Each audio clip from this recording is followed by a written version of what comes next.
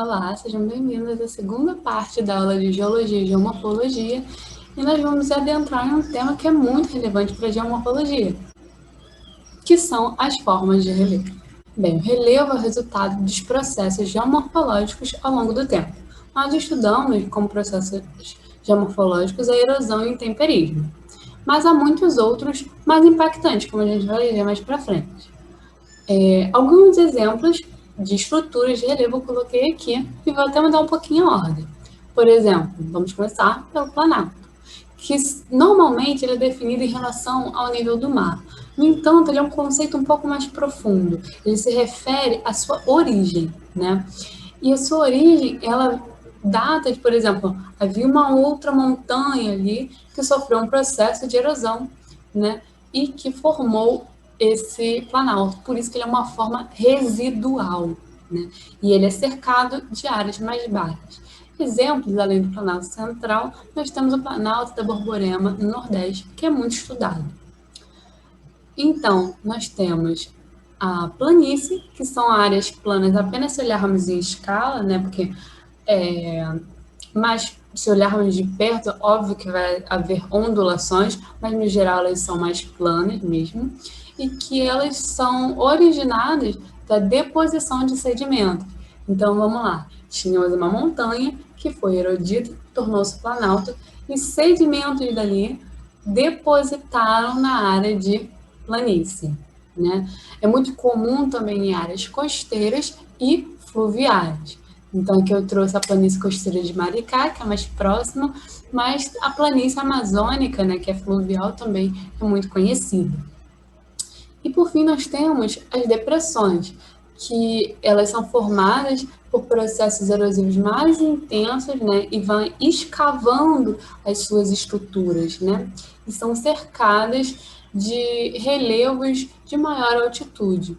Então, por exemplo, aqui nós temos a Depressão Sertaneja São Francisco, em que o rio provavelmente teve um grande papel, né, para esculpir esse relevo. E esse corpo d'água que forma o rio, ele é linear e ele modela a superfície. E uma coisa que é interessante notar, que já vai estar associada com a física, por exemplo, é que lá em cima a gente aprende que quando a gente está com uma bolinha, né, ela tem energia potencial gravitacional. Né? Ela tem uma potência de energia para ser gasta ao longo do movimento. E quando ela chega lá embaixo, ela tem uma energia cinética, que se refere ao movimento. Vai servir perfeitamente aqui para o caso do rio. As nascentes geralmente estão em áreas mais altas, com muito potencial, e conforme vai descendo o rio, né, até chegar às planícies fluviais, ele vai perdendo energia e economizando o máximo de energia possível. Essa é a natureza, né? Preguiçosa, como nós. E por isso que ela faz essa estrutura de meandros, né? Aqui, como vocês podem ver na imagem, são essas curvas do rio. São justamente curvas para economizar, por assim dizer, essa energia cinética e fazer o caminho que dá menos trabalho, que oferece menos resistência ao rio, né? E aí a gente já pode até observar as partes desse rio. A nascente, como eu disse, no curso superior, os afluentes, que são os rios que se conectam com esse rio principal.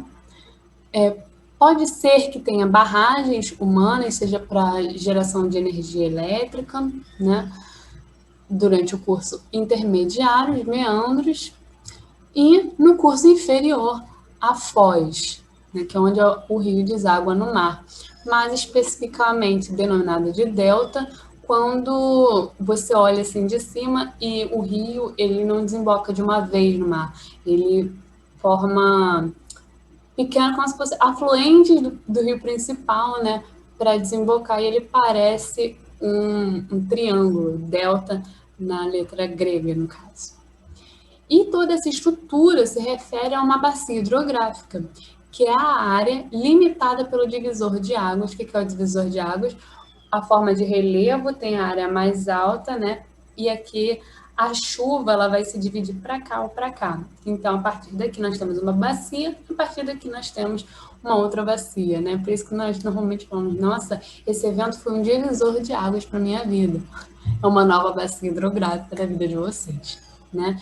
Então, tem esse limite do relevo da bacia hidrográfica até a saída de água, que tende a ser a foz. Os rios, eles vão ser classificados pela sua forma como meandrante, se ele tiver muitas estruturas de meandros, várias curvas, né? Pode ser uma parte do rio que é meandrante, ele pode ter uma parte que é retilínea, né? Observem na imagem que não é um reto completo, porque é muito difícil a natureza demonstrar elementos simétricos, né? Mas em comparação com o meandrante, definitivamente é mais reto. Pode ser anastomosado, quando há até essa pequena confusão de qual seria o rio principal, né? Há muitos pontos de encontro dos afluentes. E ainda entrelaçado, quando criam-se depósitos de areia e tudo mais, durante esse caminho, né? Formando ilhas que parecem se entrelaçar. E é até referente ao ponto anterior, vamos aqui retornar, que lá em cima o rio ele possui mais energia, então quando ele desce em alta velocidade e erodindo as estruturas ao redor. Enquanto mais abaixo do rio, ele tem menos energia e aquilo que foi erodido lá em cima começa a se depositar. Então é mais provável que você encontre uma estrutura entrelaçada lá na planície, né? E não nas áreas de nascente desse rio. Outras formas de classificar esses rios, os seus afluentes, vão ser dessas formas que a gente olha de cima também, né? Podendo ser dendrítica, quando parece até os nossos neurônios, né, que tem estrutura de dendritos e tudo mais, a forma de treliça, que lembra até aqueles artesanatos, retangular, quando ele parece um pouco mais retilíneo, paralelo, né, o próprio nome já diz, aí os afluentes eles têm eles parecem paralelos entre si, radial, quando essa forma que parece dendrítica, mas não é, porque ela tem um formato um pouco circular, se encaminhando para fora, como vocês podem ver, e a anelar, que ela quase forma um círculo com seus afluentes. Então, finalmente, nós entramos nos últimos processos geomorfológicos, né? Que um rio, ele tem cheias e vazantes, né? Vazantes quando o nível do rio desce, cheias quando ele sobe, provavelmente pelo nível pluviométrico de chuva. E aí pode ser que que aconteça uma enchente como a gente conhece no nível de desastre. Chegamos aí ao Rio de Janeiro, né?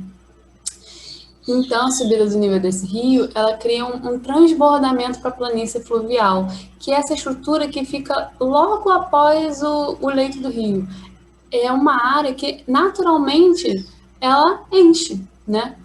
Porém, com os ritmos urbanos, isso não é considerado e muitas vezes pessoas constroem ali e quando chega um determinado nível do rio, simplesmente enche a casa das pessoas, né? Isso se refere a uma falta de planejamento urbano que o governo não oferece, principalmente para as populações que são excluídas.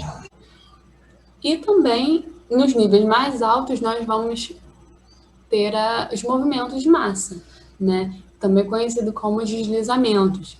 Esse nome é um pouco mais abrangente, né, de movimento de massa, porque não necessariamente vai vir só o solo ou a vegetação, mas também podem vir pedras, né, rochas, no caso, e mudar completamente a dimensão desse desastre. E isso acontece principalmente por causa do encharcamento do solo. Então, quanto mais vegetação, mais difícil é encharcar o solo, ele fica protegido. E quando ele é desmatado para questão de moradia, por exemplo, se não for uma moradia muito bem instalada, dependendo da quantidade de chuvas e encharcamento do solo, vai descer.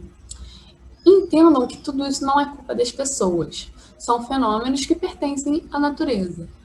Mas que, quando o urbano ele não é planejado e não é oferecido estruturas para essas populações pelo governo, a gente acaba tendo esses desastres. E tudo isso, para solucionar, são projetos de longo prazo. E são pontos, né, medidas de intervenção que vocês vão pensar, né, na redação, por exemplo. Então, fica aí o exercício para hoje, né, que é buscar medidas de intervenção para a questão das enchentes e movimentos de massa no Rio de Janeiro. Deixem aqui nos comentários.